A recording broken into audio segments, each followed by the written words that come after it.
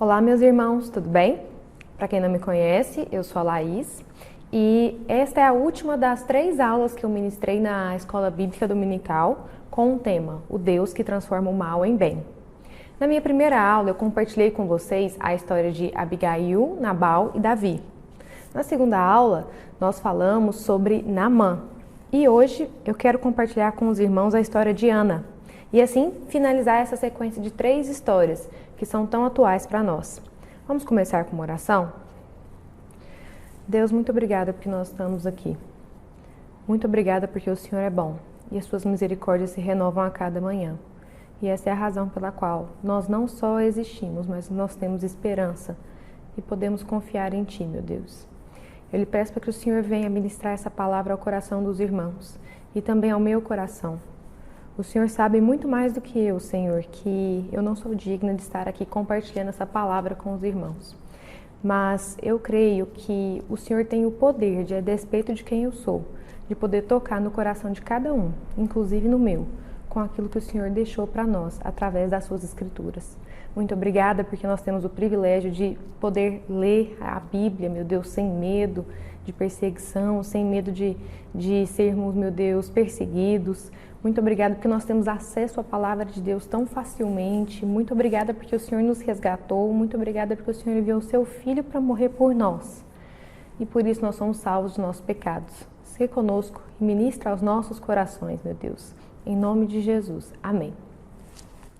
Meus irmãos, a história de Ana, e quando eu falo Ana eu me refiro à mãe de Samuel, está lá em 1 Samuel 1 e nós vamos ler do versículo 1 ao versículo 19. Houve um homem de Ramataim Zofim, da região montanhosa de Efraim, cujo nome era Eucana, filho de Jeroão, filho de Eliú, filho de Tou, filho de Zufi, eframita. Tinha ele 2 mulheres, uma se chamava Ana e a outra Penina. Penina tinha filhos, Ana, porém, não os tinha. Este homem subia da cidade de ano em ano a adorar e a sacrificar ao Senhor dos Exércitos, em Siló. Estavam ali os 2 filhos de Eli, Rofini e Finéias, como sacerdotes do Senhor. No dia em que Eucana oferecia o seu sacrifício, dava ele porções deste a Penina, sua mulher, e a todos os seus filhos e filhas. A Ana, porém, dava porção dupla, porque ele a amava, ainda mesmo que o Senhor a houvesse deixado estéril. A sua rival a provocava excessivamente para irritar, porquanto o Senhor lhe havia cerrado a madre. E assim o fazia ele de ano em ano. E todas as vezes que Ana subia à casa do Senhor, a outra irritava, pelo que chorava e não comia. Então Eucana, seu marido, lhe disse: Ana, por que choras? E por que não comes? E por que estás de coração triste? Não te sou eu melhor do que 10 filhos?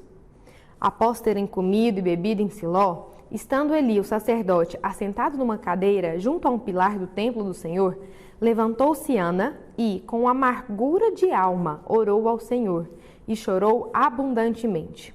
E fez um voto dizendo: Senhor dos exércitos, se benignamente atentares para a aflição da tua serva e de mim te lembrares, e da tua serva te não esqueceres, e lhe deres um filho varão, ao Senhor o darei por todos os dias da sua vida, e sobre a sua cabeça não passará navalha.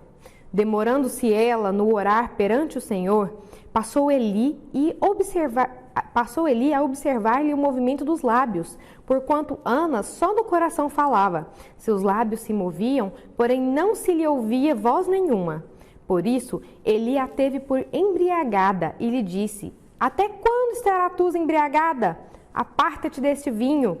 Ana, porém, respondeu: Não, senhor meu, eu sou mulher atribulada de espírito. Não bebi nem vinho, nem bebida forte. Porém, venho derramando a minha alma perante o Senhor. Não tenha, pois, a tua serva por filha de Belial, porque, pelo excesso da minha ansiedade e da minha aflição, é que tenho falado até agora.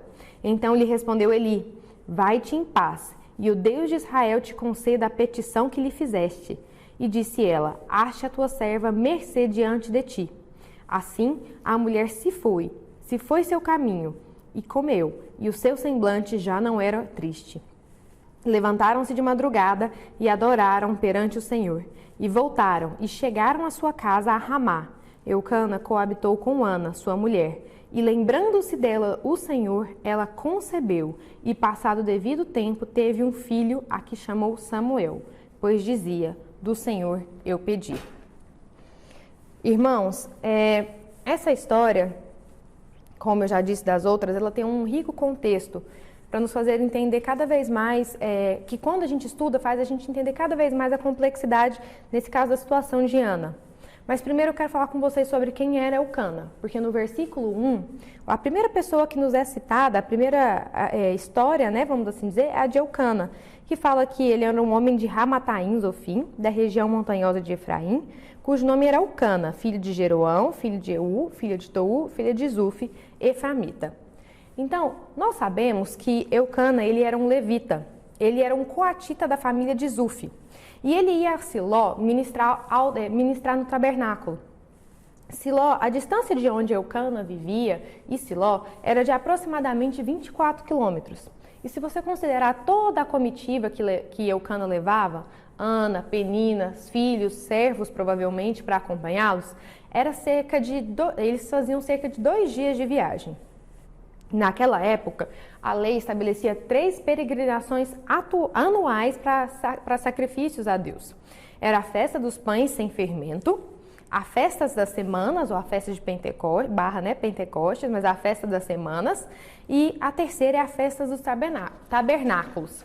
Não se sabe ao certo a qual festa Eucana estava indo para poder sacrificar a Deus, mas crê-se que era a festa dos tabernáculos. Pois bem, então a gente vê ali Eucana, um homem temente a Deus, um homem que ia sacrificar, mas ele tinha uma mulher estéril, ele tinha Ana.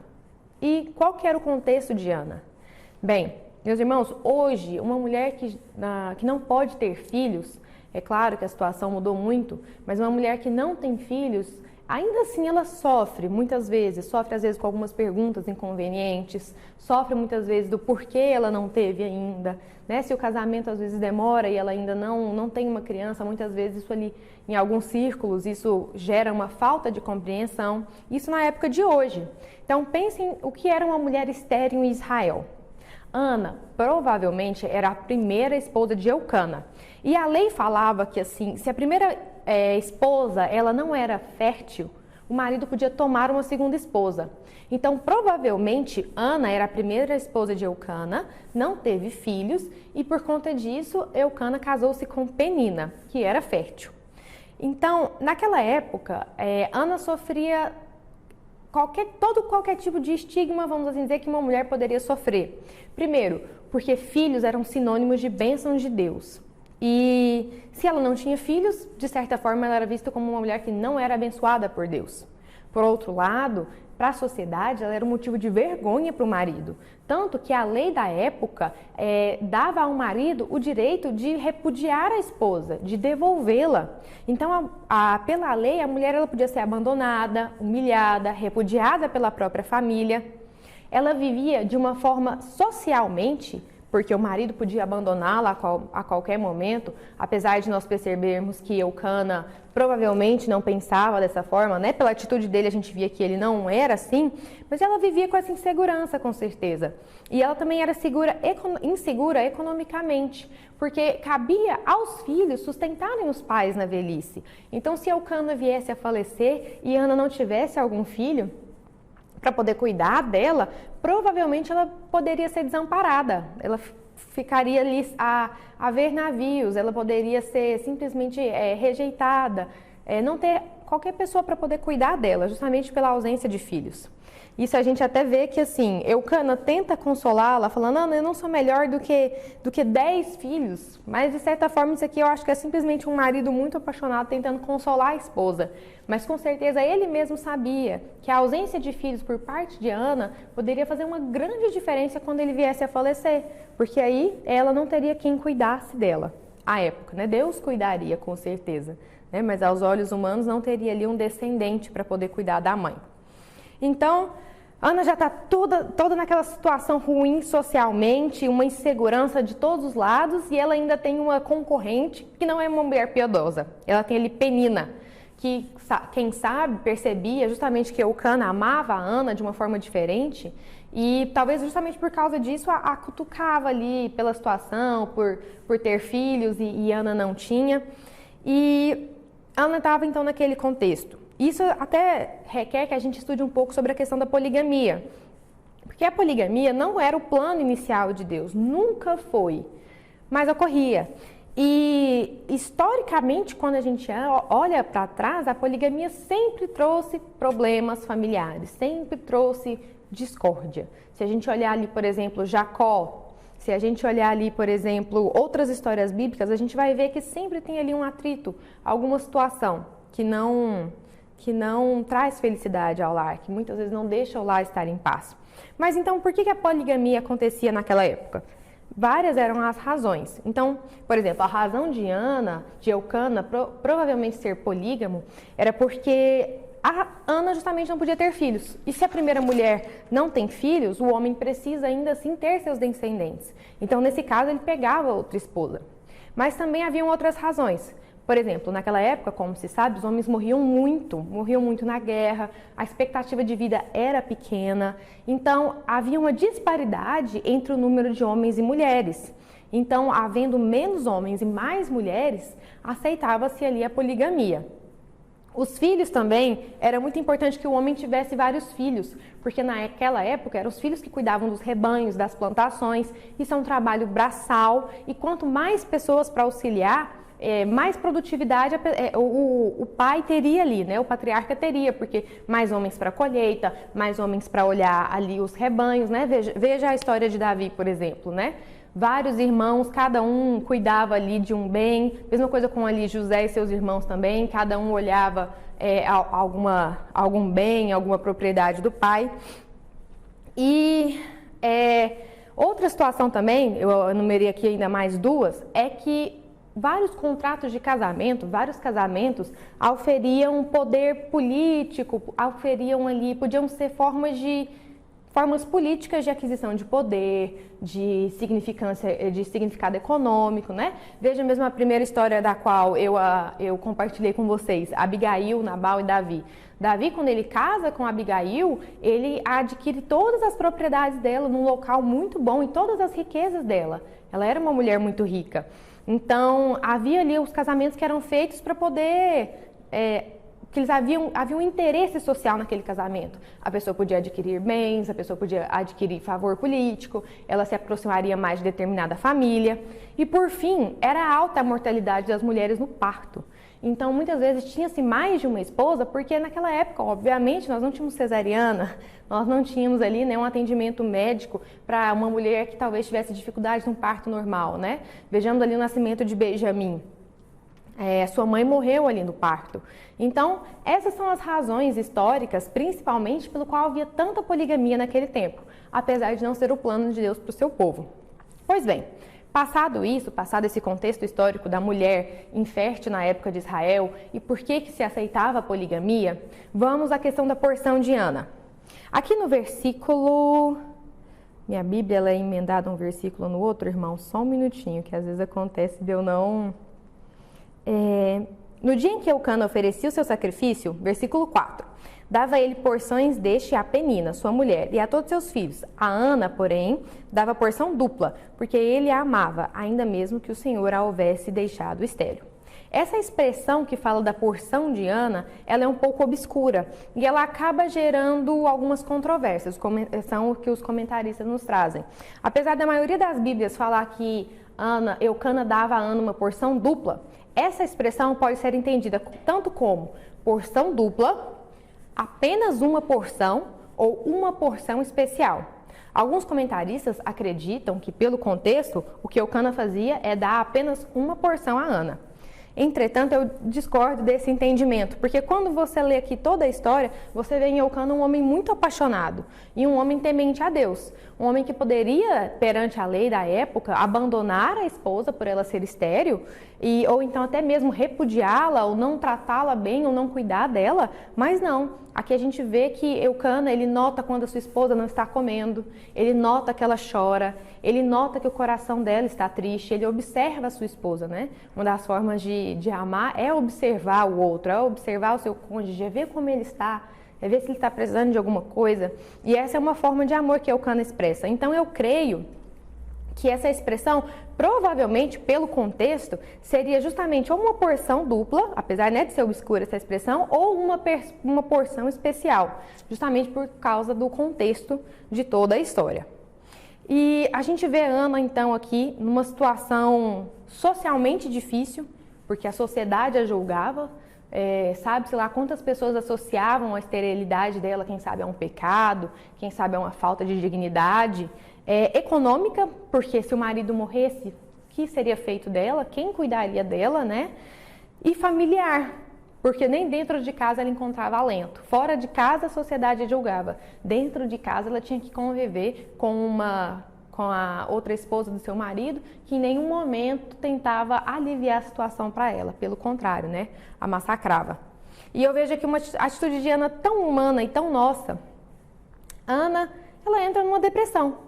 Né? Talvez não a depressão no sentido que nós conhecemos hoje, de uma condição psicológica, mas ela se deprime, ela chora, ela não come, sabe-se lá se é porque ela não tem apetite, não tem vontade, né? Mas ela não come, ela fica triste. E eu penso que diante da dificuldade é humano sofrer, né? É humano padecer. Jesus sofreu quando ele ficou sabendo da morte de João Batista. Jesus sofreu no Getsemane. E Getsemane, vou depois conferir como fala certinho, irmãos, agora eu fiquei na dúvida. Mas Jesus sofreu antes de ir para a cruz, e eu vejo que é humano sofrer, é humano se deprimir. E eu acho que é muito errado da nossa parte quando nós associamos que o sofrimento, né? Muitas vezes a gente acha que o sofrimento da pessoa é falta de fé. Ah, não, você está sofrendo porque falta-lhe fé, você está sofrendo porque, né, falta-lhe orar, falta-lhe isso, falta-lhe aquilo. E muitas vezes a gente se esquece de que, é claro que existem essas situações, mas que muitas vezes a tristeza e o sofrimento é simplesmente por causa da nossa condição humana. Jesus nos falou que no mundo nós teríamos aflições, mas que deveríamos ter bom ânimo. Então eu penso que quando a gente se depara numa situação, vê uma pessoa como Ana sofrendo, a primeira coisa que a gente tem que ter compreensão. É ouvir, né? É sofrer com ela, é entendê-la e não simplesmente achar que a situação é uma falta de fé, é como muitas vezes a gente ouve pessoas falando, ou é então a falta de um posicionamento. Então, a primeira coisa que eu vejo aqui é que em momentos de dor, em momentos de sofrimento, em momentos de mal, é normal sofrer, é humano sofrer. E que nós devemos tratar bem quem sofre. Mas tudo bem. Ana sofre, Ana perde o apetite, Ana se deprime. Mas ela toma uma posição diante do sofrimento dela. Ela não se resigna àquilo. E a gente sabe disso justamente porque ela ora a Deus, né? Ela clama a Deus. Ana se ajoelha aos pés do Senhor. A palavra de Deus fala que após terem comido e bebido, ela se levantou e com amargura de alma, ela orou o Senhor e chorou abundantemente. E longe de mim, irmãos, analisar toda a complexidade do sofrimento humano. Quem sou eu? Eu creio que só na glória nós vamos entender a complexidade do sofrimento humano, por que sofremos, por que há sofrimento no mundo. Mas aqui no caso de Ana, eu vejo que o sofrimento dela, a esterilidade dela, leva justamente para o local onde Deus queria que ela estivesse, aos pés dele. O mal que acomete Ana, o sofrimento, tudo isso só faz com que ela vá para o lugar onde Deus queria que ela estivesse. Então, no caso de Ana, meus irmãos, a gente pode perceber que o sofrimento dela era permitido por Deus. Porque no versículo 5 e no versículo 6, a gente vê que a Bíblia fala que o Senhor a havia deixado estéril e que o Senhor lhe havia cerrado a madre. E eu vejo que Deus fez isso justamente para colocar Ana no local que ele queria. Levou ela a fazer uma promessa que faria com que Samuel fosse um dos maiores líderes religiosos de Israel. E aqui eu vejo justamente quando o mal é transformado em bem e há um propósito por trás disso. Há um propósito por trás do sofrimento de Ana. Há um propósito por trás do mal que acomete Ana. E Deus cumpre aquele propósito. O contexto de Israel, na época que Samuel nasceu, eram de tribos divididas. era de um povo que estava se perdendo, era um povo que não tinha líderes. E Samuel, ele nasce, ele é o último dos juízes, e ele é o profeta que unge Saul, que unge Davi. Ele é um marco ali em Israel.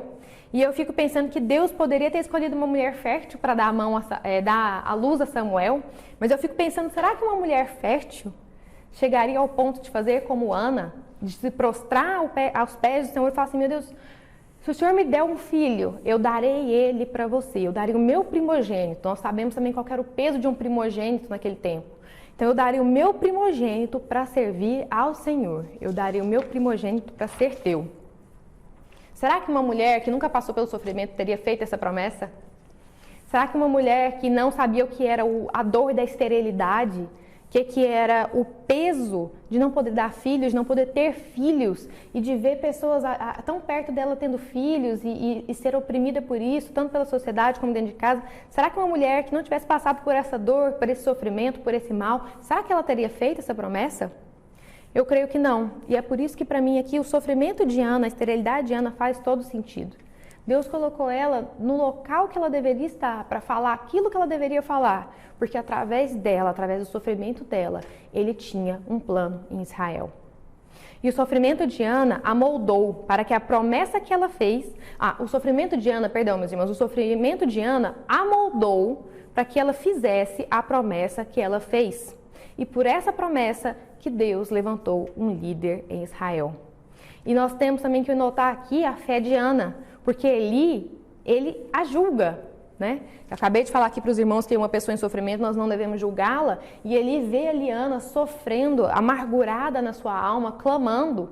E a primeira coisa que ele faz é, tá embriagada, olha só. Ele julga, ele não procura entender, ele não procura abordá-la de uma forma compreensiva.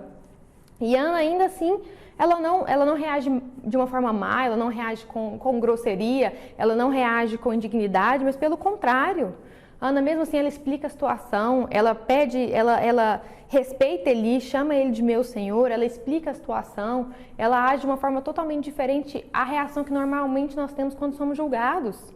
Né? Eu diria ali que ela envergonhou Eli com a sua postura diante de um julgamento tão injusto, tão injusto.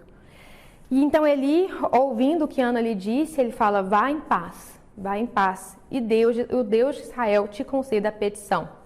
E aí eu penso que aqui a gente vê a fé de Ana, porque ela muda de atitude. A palavra de Deus fala que a fé sem obras é morta. E aqui eu vejo uma obra produzida por Ana, porque ela muda a atitude dela. Além daquilo que Eli havia lhe falado, não havia nenhum sinal, ela não ficou grávida imediatamente, né? Vamos assim dizer, talvez ela não sentiu nada no corpo dela, algo assim, um sobrenatural. Ai, nossa, eu senti algo diferente, algo que comprovasse aquilo. Ela creu, ela simplesmente creu. E isso faz dela, né, uma verdadeira filha de Abraão, né? Ela creu naquilo que Deus havia lhe dito através do profeta Eli. E isso lhe foi imputado para a justiça. E a gente sabe que ela realmente acreditou naquilo porque ela muda a atitude dela. Ela volta. E a palavra de Deus fala que o seu semblante já não era triste. Né? A fé de Ana ali ela já estava convicta de que Deus faria a diferença na vida dela. Deus havia atendido a sua petição. E eu acho interessante a gente notar que de início a situação não muda, como eu disse. Ela voltou, 2 dias de viagem, deve ter ficado ali algum tempo ali, né? Para se alocar novamente, devem ter passado alguns dias. O marido dela coabitou com ela, e aí isso deve ter demorado ali um tempo. Então, de início, a situação de Ana não muda, mas a mente dela e a atitude dela mudam.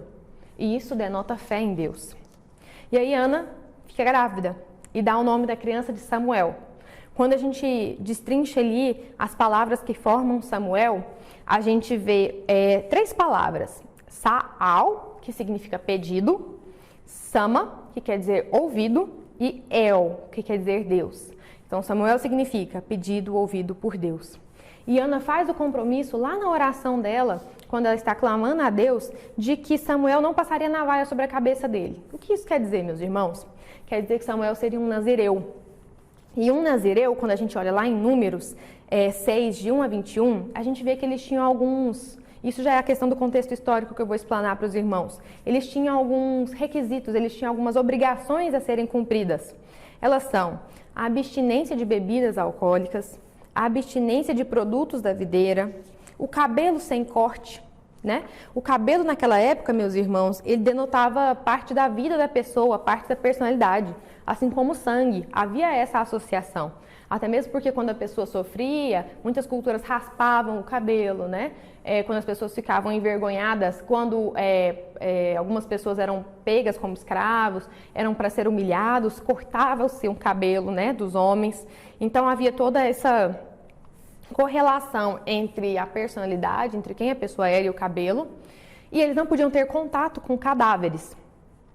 É interessante a gente notar que para o nazireu eram proibidas 3 áreas que faziam remissão a 3 pontos. Então eram áreas que faziam, essas áreas proibidas para ele, essas regras para eles, remitiam à fertilidade, a ritos mágicos e simpatias e culto aos mortos. Por que ritos mágicos e simpatias? Porque naquela época também, quando você queria fazer algum rito, você queria fazer ali performar alguma coisa mágica, fazer algum tipo de sacrifício, alguma coisa nesse sentido, cortava-se o cabelo da pessoa. Até hoje, né, meus irmãos, tem muitas simpatias, algumas coisas que você lê, que, não, você tem que ter uma mecha de cabelo, não, você precisa ter um pouco do cabelo da pessoa. Então, essas 3 áreas que eram vedadas ao nazireu eram práticas, né? A fertilidade, os ritos mágicos, as simpatias e o culto aos mortos. Por isso, né, a vedação de se aproximar do cadáver eram justamente práticas que Deus queria eliminar de Israel. Então, quando Ana fala que o filho dela não teria, sobre a sua cabeça não passaria navalha, ela está justamente falando que ele seria um nazireu. E isso implicava, né, em todas essas restrições.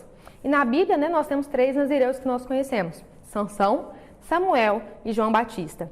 E nós podemos notar que esses 3 nazireus, eles apareceram em um momento para exercer liderança.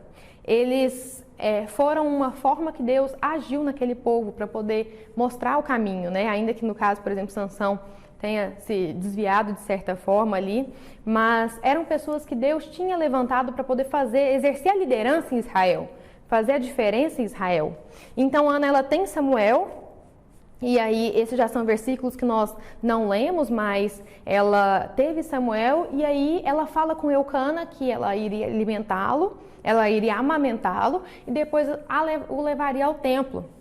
E esse amamentar, meus irmãos, à época, a criança ela era amamentada até 2 a 3 anos de idade.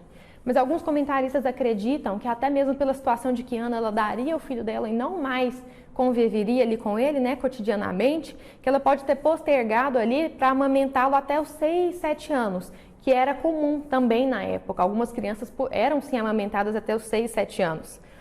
E Ana, ela conta para Eucana que o que ela faria, e mais aqui eu vejo, novamente aqui eu vejo Eucana como um homem temente a Deus, porque pela lei mosaica, Eucana podia eliminar a promessa que Ana fez, porque ela fez sem, vamos assim dizer, sem comunicá-lo, então ele tinha o poder de eliminar aquela promessa e não honrá-la, já que ele não foi consultado. Mas ele respeita a promessa que Ana fez. Eu creio que ele tem fé justamente naquilo que Ana, ele tem fé na obra que Deus fez na vida de Ana, né? E isso mostra que ele é um homem fiel a Deus, então ele mantém a promessa, ele permite até com que Ana fique em casa enquanto ele subia para sacrificar, para ela poder cuidar da criança. E então Samuel é levado ao templo. E Samuel, ele foi o último juiz de Israel. Ele ungiu a 2 reis, Saul e Davi. E era quem os exortava, era quem entregava para eles a palavra de Deus, era quem muitas vezes intercedia por eles. A gente estudou também na primeira aula que quando Samuel morreu, que Davi, isso foi uma coisa que atingiu Davi. A gente pode ver ali pelo contexto que isso atingiu muito Davi, porque Davi via nele um líder, via nele um amigo, via nele um conselheiro espiritual. E Samuel, então, foi um dos líderes religiosos que auxiliou a promover ali a união em Israel. Ele foi, sem dúvida, um dos homens mais usados por Deus. E então Samuel nasce e é levado. E isso me faz voltar a Ana, né? Ana. Ana significa graça, né? Uma mulher, o nome dela significa graça. E eu fico pensando que ela passa ali, Deus dá graça a Ana para ela passar a situação com Penina, sem blasfemar, sem culpar a Deus. Em nenhum momento você vê registro aqui de Ana culpando a Deus por a sua situação. Em nenhum momento você vê aqui ela pecando contra Deus, ela blasfemando contra Deus. Pelo contrário, você vê que ela chora, ela sofre, sim, mas nem mesmo devolver a agressão a Penina a gente tem registro aqui. Ela é julgada por Eli, Deus dá graça para que ela enfrente aquela situação com dignidade, com amor, mesmo sendo injustiçada. E Deus dá para ela fé, perseverança e o que eu acho incrível de nós notarmos, irmãos, fidelidade. Porque é muito fácil nós sermos fiéis a Deus ali na dor. Quando Ana está ali sofrendo, ela vai, ela promete tudo mais, né? Ela está ali sofrendo.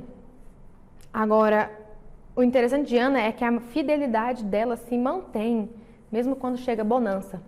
Mesmo quando ela realiza ali o sonho dela, ela tem o filho dela, ela permanece fiel. Ela tem certeza absoluta que quem fez o milagre na vida dela foi Deus e que, portanto, ela tem que cumprir a promessa dela. Porque muitas vezes a gente vê assim, na dor, muitas vezes a gente é fiel a Deus, a gente ajoelha, a gente ora, a gente clama, a gente pede. E é isso mesmo que nós devemos fazer. Sabe qual é o problema? É isso também que a gente deve fazer quando nós estamos bem.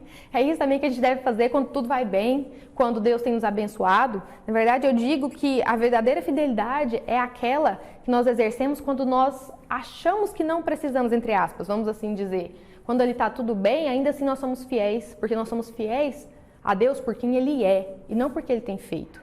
Uma fidelidade que só acontece no momento da dor é uma fidelidade baseada naquilo que Deus faz por nós e não naquilo que Ele é, porque uma fidelidade baseada naquilo que Deus é, ela permanece em qualquer momento, de dor, de alegria e de tristeza. E é essa fidelidade que Ana tem.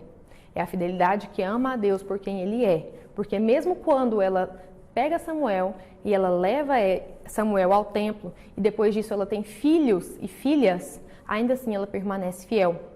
Após, quando Ana leva Samuel a Deus, com certeza foi ao templo, foi uma situação dolorosa para ela, ela canta.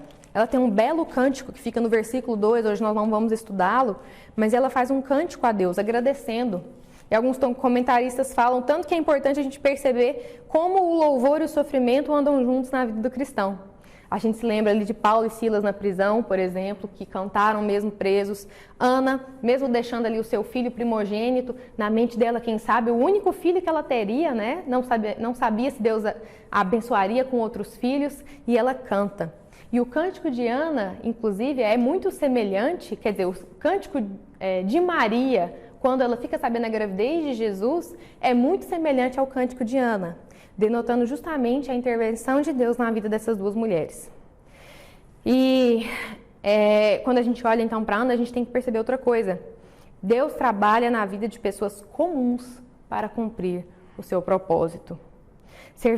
Ana serviu a Deus simplesmente sendo uma mulher, fazendo a coisa mais natural que uma mulher poderia fazer, dar à luz a um filho e consagrá-lo a Deus. E foi através de algo tão simples, tão natural e tão normal que Deus levantou o líder que Israel precisava. E eu acho isso muito interessante porque muitas vezes eu mesmo, né? Às vezes a gente acha que a gente, para estar servindo a Deus, para a gente estar fazendo a vontade de Deus, a gente tem que estar fazendo coisas extraordinárias, né? A gente tem que estar do outro lado do mundo, pregando, clamando. A gente tem que fazer coisas assim, hercúleas. A gente tem que sempre fazer coisas sobrenaturais. E Deus levanta Samuel através da coisa mais natural do mundo, que é a oração de uma mulher para ter filhos. Deus trabalhou, Deus levantou um líder em Israel dentro da cultura, dentro da situação, dentro do sofrimento. A coisa mais comum do mundo, uma mulher que quer ser mãe. Foi isso que Deus usou para mudar a nação de Israel. E isso para mim é uma lição muito profunda, porque, como eu falei, às vezes principalmente eu, sinto que não estou fazendo nada, porque não estou fazendo algo, ao meu ver, aos meus olhos humanos, grande, quando na verdade Deus não depende disso. Isso me lembra também da história que a gente trabalhou na aula passada sobre Naamã. E novamente lá também Deus usou uma pessoa comum para fazer algo extraordinário, que foi uma menina escrava, anônima, até hoje na Bíblia não se fala o nome dela, mas foi através do conselho dela, dado à senhora, que foi dado a Naamã, que foi dado ao rei, ou seja, uma menina escrava, o conselho dela chegou ao rei da Síria. Por causa disso, Naamã se converteu a Deus e fez um altar dentro da alta corte síria, né? Então, muitas vezes a gente, irmãos, fica procurando coisas extraordinárias para fazer e não que elas não existam, não aconteçam, quando Deus não depende de nada extraordinário para fazer o que Ele quer. Pelo contrário, Deus trabalha com o óbvio, Deus trabalha com o comum, porque nunca foram as circunstâncias que fizeram a diferença, mas simplesmente a intervenção de Deus em toda e qualquer circunstância. E o que a gente então pode aprender sobre isso, né? O tema que eu escolhi é o Deus que transforma o mal em bem. Tem o mal que acometia Ana, socialmente, economicamente, familiar. Esse mal é o que resgata Israel.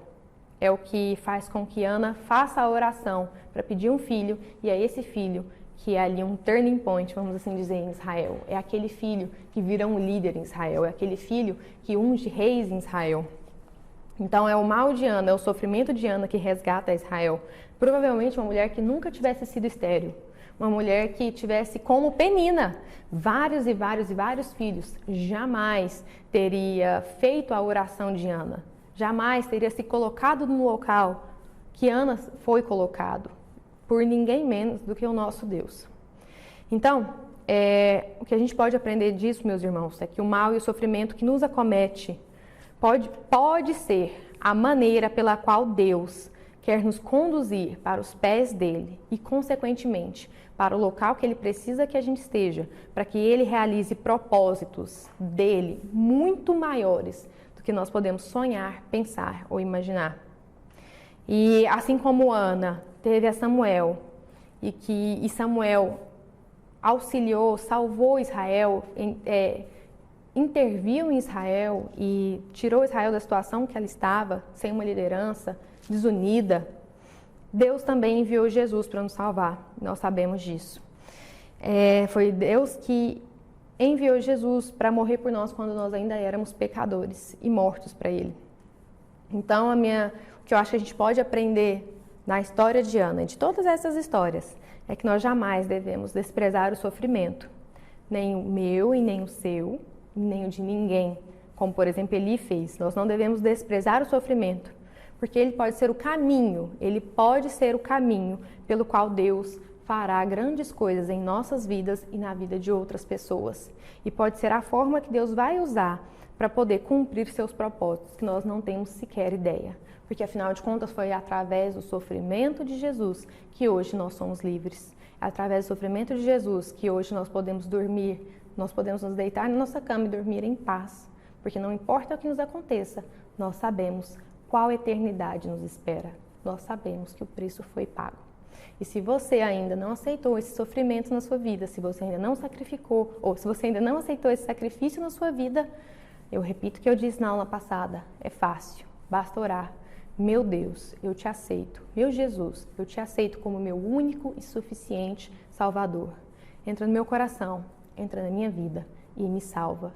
E o resto é fazer como Ana, é ir para casa, mudar o semblante e ter certeza de que Deus vai operar na sua vida. Amém? Vamos orar? Deus, muito obrigada pelo que o Senhor ministrou aqui. Muito mais do que ao coração dos irmãos, pelo que o Senhor ministrou ao meu coração, Senhor, também. Muito obrigada porque o Senhor cuida de nós. Muito obrigada porque nada foge do seu controle. Porque nenhum mal, nenhum sofrimento, nenhuma dor, meu Deus, está nem 1 milímetro longe da tua vontade e do teu controle. Somos nós que muitas vezes não conseguimos enxergar isso. Então a minha oração é para que o Senhor, por favor, abra os nossos olhos para os propósitos que o Senhor tem em nós, que o Senhor tem nas nossas vidas. Que o Senhor abra os nossos olhos, que todo o sofrimento aqui, meu Deus, pelo qual nós passamos, ele é momentâneo e não se compara com as bênçãos que o Senhor tem para nós reservadas na eternidade. Então que nós possamos encontrar propósito, meu Deus, na dor e no sofrimento que nos acomete, o que não é fácil. o que não é fácil. Mas o Senhor prometeu que, a despeito das aflições, das nossas dores, o Senhor estaria conosco. Até a consumação dos séculos, o Senhor estaria conosco. Então eu peço para que o Senhor venha estar usando esse momento, pelo qual não só o Brasil, mas o mundo sofre, meu Deus. Um momento assim, jamais visto pela sociedade. Que o Senhor possa estar usando este momento para despertar a Ana que há em nós, meu Deus. Para que venha despertar-nos para ir para o lugar onde o Senhor quer que a gente esteja e onde nós sempre devemos estar, que é ajoelhados aos pés do Senhor, clamando por misericórdia e confiando que é o Senhor que pode mudar qualquer mal em bem. Sê conosco, Senhor, nos abençoe. Usa essa situação para renovar os nossos corações, mudar o nosso caráter e nos dar uma nova vida no Senhor. Em nome de Jesus. Amém. Irmãos, muito obrigada. Muito obrigada para aqueles perseverantes que me acompanharam da primeira aula até agora. Para mim, como eu disse, é um privilégio, principalmente porque eu sei que se não for por Deus me capacitando, eu sei que eu não tenho qualificação nenhuma para estar aqui, mas eu agradeço aos irmãos por me acompanharem e que essas pregações tenham tocado no coração de vocês. E meu desejo é que elas tenham trazido em Deus, tenham trazido algum alento para a alma de vocês. Foi um prazer, muito obrigada e, se Deus quiser, até a próxima. Uma boa semana para todos.